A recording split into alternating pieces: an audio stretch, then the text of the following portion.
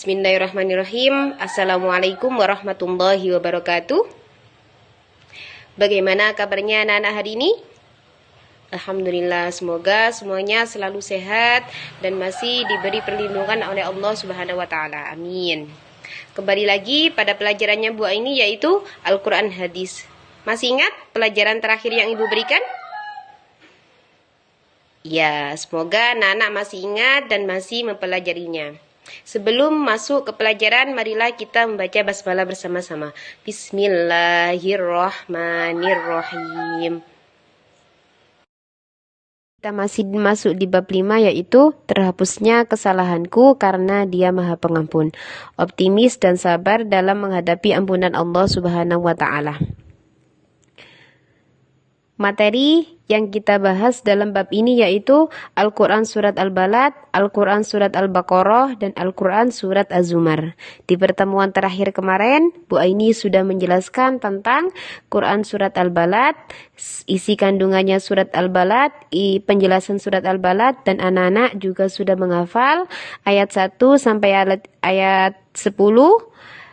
Alhamdulillah, semoga anak-anak masih ingat ya. Sekarang kita masuk dalam pembahasan Al-Baqarah dan Surat Az-Zumar. Mari kita baca bersama-sama. Bismillahirrahmanirrahim.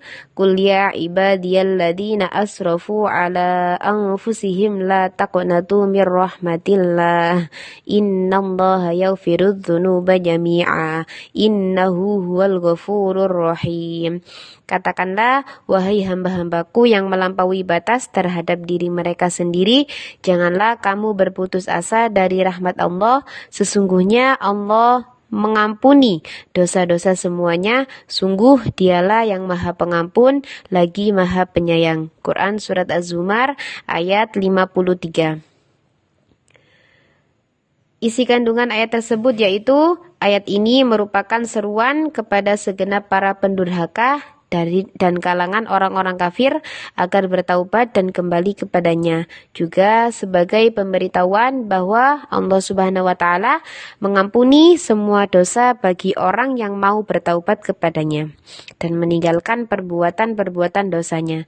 Betapapun banyaknya dosa yang telah dilakukan dan sekalipun banyaknya seperti buih lautan, kecuali dosa karena dosa syirik tidak mendapatkan ampunan selama pelakunya tidak bertaubat dari kemusyrikan. Ayat tadi juga sesuai dengan firman Allah yang berbunyi, Bismillahirrahmanirrahim. Illa man taba wa amana wa amila amalan sholihan faulaika yubaddilullahu sayyiatihim hasanat wa kana Allahu ghafurur rahima.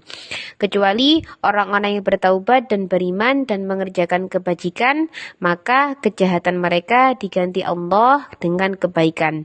Allah Maha Pengampun lagi Maha Penyayang. Quran Surat Al-Furqan ayat 70.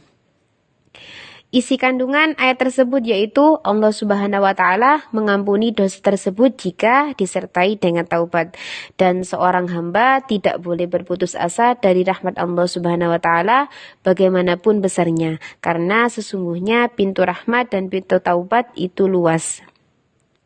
Itu tadi penjabaran tentang Quran Surat Az-Zumar ayat 53. Sekarang anak-anak mari baca bersama-sama Surat Al-Baqarah ayat 153. Bismillahirrahmanirrahim. Ya ayyuhalladzina amanu sta'inu bis-sabri was-shalah. Innallaha ma'as-sabirin. Wahai orang-orang yang beriman, mohonlah pertolongan kepada Allah dengan sabar dan salat. Sungguh Allah beserta orang-orang yang sabar. Isi kandungan ayat tersebut yaitu Allah Ta'ala menerangkan bahwa sebaik-baik sarana yang dapat membantu dalam menjalani berbagai musibah adalah dengan kesabaran dan sholat.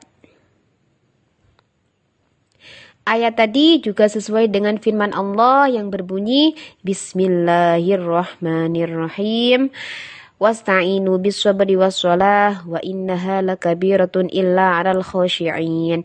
Artinya, jadikanlah sabar dan sholat sebagai penolongmu, dan sesungguhnya yang demikian itu sungguh berat kecuali bagi orang-orang yang khusyuk. Quran Surat Al-Baqarah ayat 45.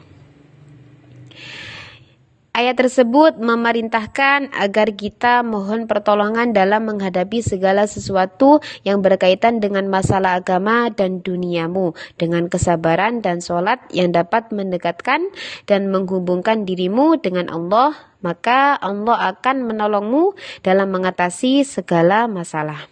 Apa sih Bu sabar itu? Ya, sabar bisa dimaknai dengan menahan diri dalam menanggung sesuatu penderitaan, baik dalam menghadapi sesuatu yang tidak diinginkan ataupun dalam bentuk kehilangan sesuatu yang disenangi. Khusyuk. Apa sih khusyuk itu? Pada akhir ayat tersebut Allah Subhanahu wa taala menyatakan bahwa sesungguhnya salat itu benar-benar sulit dan berat kecuali bagi orang-orang yang khusyuk atau tunduk dan patuh pada Rabb mereka. Hal itu menunjukkan bahwa sholat yang menjadi solusi atas berbagai kesulitan yang mendera manusia adalah sholat yang dilakukan dengan penuh kesungguhan, bukan sekedar mengucapkan lafal dan gerakan sholat secara zahir, melainkan yang dilakukan dengan menghadirkan hati dalam melaksanakannya. Itu tadi penjelasan penjabaran dari Quran Surat Al-Baqarah dan Surat Az-Zumar. Jadi anak-anak jangan pernah berputus asa dalam meminta ampunan kepada Allah atas dosa-dosa kita. Karena pintu taubat dan pintu rahmat itu sangat luas. Dan marilah kita meminta pertolongan kepada Allah dalam segala musibah yang kita hadapi dengan cara sholat dan sabar. Sekarang anak-anak bisa dikerjakan tugas dari Bu Aini, yaitu 1. Tuliskan Quran Surat Az-Zumar beserta artinya. 2. Tuliskan isi kandungan Quran Surat Az-Zumar. 3. Tuliskan isi kandungan Quran Surat Al-Baqarah. 4. Jelaskan pengertian sabar. Dan 5. Bagaimana cara mengerjakan sholat dengan khusyuk. Terima kasih. Wassalamualaikum warahmatullahi wabarakatuh.